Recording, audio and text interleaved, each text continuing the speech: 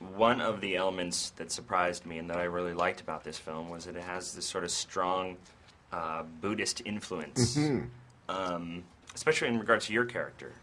Was that a product of your involvement, or was that sort of always part of the film? A little of both. I remember when I was first presented with the story, I was happy to see that it was an opportunity to create a modern-day myth concerning technology, and it already had some Buddhistic elements in it, and I'm very interested in things Buddhist, and I have a dear friend, Bernie Glassman, who is one of the foremost Zen teachers in the United States, and I asked him to come on board to give some input on that.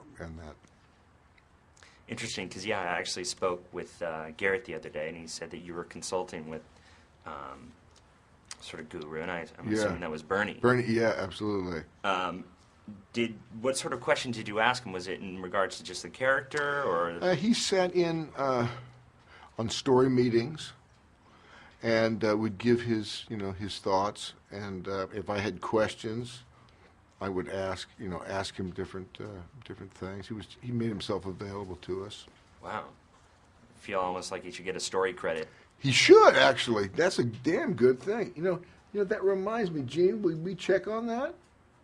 Yeah.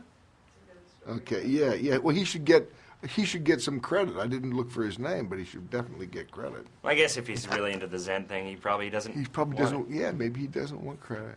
It's not necessary, I guess. What was your reaction after seeing the film, complete? What was your reaction to seeing your sort of digital counterpart fully fleshed out? It was odd. It was a bit like, you remember when you first heard your voice on a tape recorder? Yeah. You know how it sounds like, that's what I sound like? A little bit of that. And it's really an interpretation of me at a younger age by different artists, so it was interesting to see those interpretations.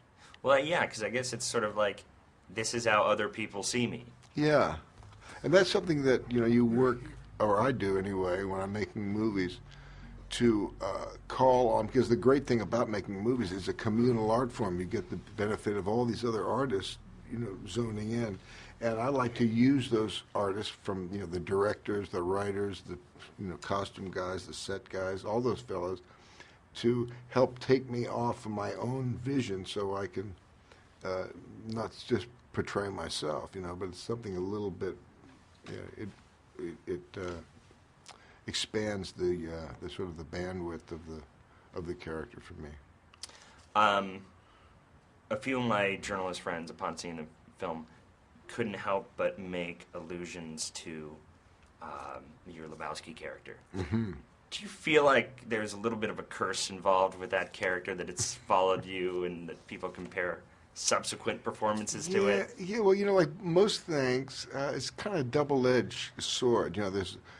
And for me, the wonderful side outweighs the any kind of persona trap or anything like that. I mean, I love that movie. That's one of the best movies I've ever seen. I know I'm partial, but even I think if I could remove myself out of that, I think I would still love that movie. I mean, they're real masters. Yeah. The Coen brothers.